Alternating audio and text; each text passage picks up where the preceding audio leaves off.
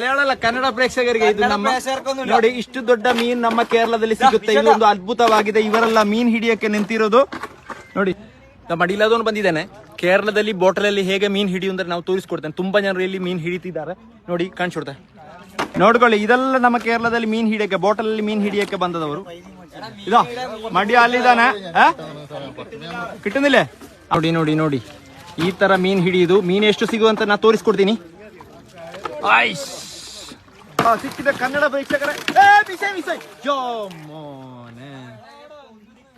ಸಿಕ್ಕಿದೆ ನೋಡಿ ನೋಡಿ ನೋಡಿ ನೋಡಿ ನೋಡಿ ನೋಡಿ ನೋಡಿ ನೋಡಿ.